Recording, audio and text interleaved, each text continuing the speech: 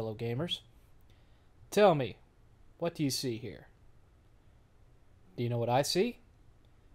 This is what we call a blank slate. This is what every dev creating a new IP sees when they first sit down to start a new brainstorm. An open space that is infinitely empty and yet also overflowing with endless possibility. Now let's say for the sake of argument that this developer is staring down the barrel of a slew of their 4 previous releases selling like shit. Obviously, the goal is going to be to right the ship. And the easiest way to do that is to look at what is selling the best and ape the ever-loving shit out of it. But then let's say that what sells the best is a genre they've already tackled. Very well in some cases, not so well in others. Then what do you do? Well, in the case of Insomniac, what you apparently do is borrow all the core aspects of your new game from other successful properties, throw them all in a blender, and hope they play nicely. Sunset Overdrive plays, but it doesn't play nicely. A new energy drink hits the market. This drink is produced by your typical greedy evil corporation. And guess what? Drinking said energy drink causes you to mutate into a walking scab monster. Soon your city is overrun with these mutated freaks, and it's up to you to save the world by stopping this evil soda maker from going national with their toxic energy drink. This is the plot of Sunset Overdrive. It's essentially written to have a Sci-Fi Channel movie of the week kind of vibe. Much of it is taken from campy 80s zombie movies like Return of the Living Dead, along with 70s era evil corporation horror like Soylent Green, all covered with a thick cake icing of, again quoting GameSack, "Tude." The plot in almost every aspect of the game is overflowing with tude. Copious amounts of the word fuck, stereotypical characters like the snarky Ryan Reynolds type, the saucy Latina heroine, the basement-dwelling middle-aged LARPer, and so on. Numerous visual references to 80s films like Mad Max Beyond Thunderdome, Return of the Living Dead, and Beetlejuice. And the whole thing plays out as though a 12-year-old wrote it. Words Mom said I'm not supposed to say and all. But this tude flies right in the face of the gameplay in some respects, as despite all the adult humor, the controls and gameplay feels like it was designed so that the young'uns could play it. I can close my eyes now and almost see the brainstorming sessions that caused this game to be what it is. Okay, sandbox games are all the rage now, so let's make it open world. Now, sure, we went dead serious with the Resistance series, to mostly high critical acclaim, but even just going half serious and half humor with Fuse backfired in a major way, so let's stick to the motif we do best. Snarky Pixar! Okay, for this to go really well, and for this to sell really well, we gotta hit all the demographics. We need to somehow make this game both M for mature and E for everyone, all at once. Now, how are we going to do that? Okay, it's clear that everyone loves looking stupid in sandbox games like Saints Row and Dead Rising 3, so let's have a similar character creator mechanic. Good, got that down. We really want to have that in-your-face, exports, fall punk 90s vibe like Jet Set Radio had, because that's still all the rage with the teen folks 20 years later, so let's make all the clothes look like they were bought at Hot Topic or Spencer's Gifts. Check, got that down. Now, to back that up, we can avoid the cost of an original music score by cramming in all the angsty, teen-approved music we can find. So what do teens listen to now? Really? Fake punk, watered-down hip-hop, and something called... No. Dubstep? Really? It's called dubstep. That's what it's... Okay, never mind. Sure, let's just go with that. Now, if we're going open world, we need a way to get around in the environment. Stealing vehicles is just so Rockstar, and plus that would mean having to build a driving mechanic, and having lots of cars and civilians on the road, and that's just too much fucking work. So it's going to have to be on foot. But moving on foot on such a huge map is going to make the game hella slow, am I right? So what else can we do? Anybody? Yeah, I've played Infamous. Oh, yeah, the power line sliding, jumping on top of cars to cause super jumps and all that parkour shit. Yeah, I remember, sure. Oh, and the wall running from Prince of Persia. Yeah, that's great, awesome, super. And the double button press to snap land on objects and cane sliding from Sly Cooper. Yep, I gotcha. Let's just go with all of that. Yeah. No, I'm serious. Yeah, I know. If we make every available surface interactive like that, our character could potentially end up juddering around like Altair having a seizure, but we'll work it out in post.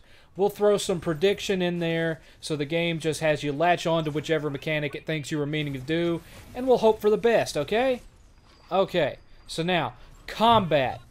How are we going to handle combat? Well, nobody likes melee combat anymore, but you got to be able to do something when you run out of ammo, so let's throw in the same simple weapon slash and ground pound and shit we had in Ratchet and Clank.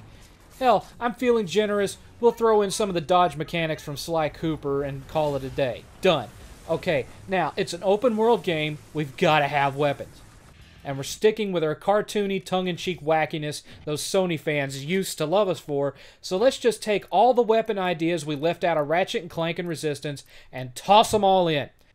And remember, this is an open world game, so we'll need a money system, shops where they can spend that money, and a player and weapon upgrade system to motivate them to do as much non-essential bullshit as possible to earn those best power-ups for their character and weapons. Aiming? No, we don't want to make it super hard to hit a target, because we want that 7 to 12 age range to love it. So let's just make all the enemies have a huge hit detection box so you can aim a foot away from them in any direction and it's still a dead shot. But we'll throw in over-the-shoulder aiming with a built-in slow-mo mechanic so the adult gamers will think the gameplay is actually more sophisticated than it really is. I know, it's genius, right? No, they'll never notice that over-the-shoulder gives them no real advantage. They'll be too wowed by all the bright, pretty colors and reading the smoke words and the endless explosions. Sound effects? We already got plenty of those. We'll just recycle them from all of our old bullshit. Voice acting? Well, we'll just use a lot of the same actors we've been using because we can get them on the cheap and make it all hammy as hell so people who went nuts over Sharknado will take all of the worst lines and go viral with them. It'll sell. Huh? Oh, yeah, a sandbox game needs to have at least 20 hours of gameplay to it. No, I don't want to pay for 20 hours worth of plot. You looking to get fired, Johnson? You're pushing me, son. We'll do 6 to 8 hours of actual main plot, and the rest we can just puff up with recycled mini-quests, tower defense rip-off missions, and massive collectathons that would make shard hunting in Infamous look like a Sunday school Easter egg hunt. Okay. Let's see. Yep, that should about cover everything, so let's get to work!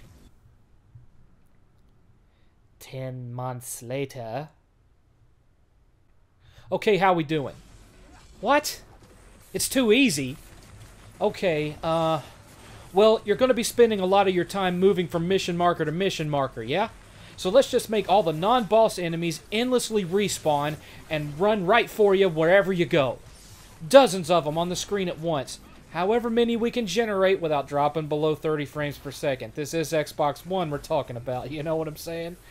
Good, great. Work that in and get back to me. 2 months later.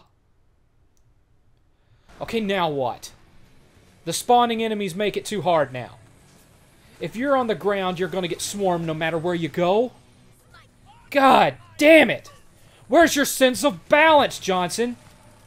Fine, okay. Let's just triple the amount of slide rails and power lines all over the map so the player rarely ever has to be on the ground, and we'll make it where most of the enemies can't get to them when they're up on the power lines.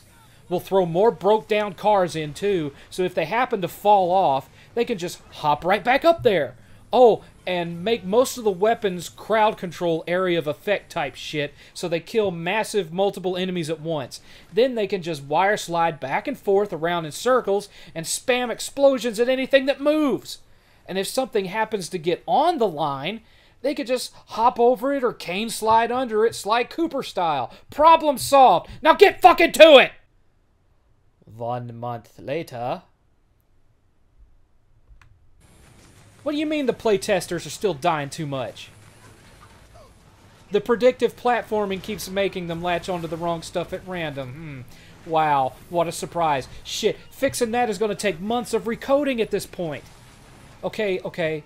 Let's just make all the enemies drop massive amounts of ammo and life ups, and to be safe, we'll just make it to where there's no penalty for dying, endless respawning, and we'll throw a handful of really snarky, funny respawn animations in there to hide the fact that there's no consequence for failure, and they'll think because we blew so much money on those respawn animations that we planned it that way from the beginning.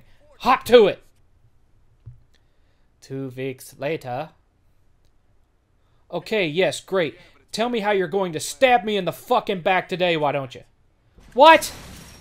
It's still taking too long to move from one mission marker to the next. Have you not played any open world games, Johnson? Just throw in a fast travel system. Do I want it funny? Of course I fucking want it funny. Have the player get drunk and wake up in a porta shitter near their destination point or something like that.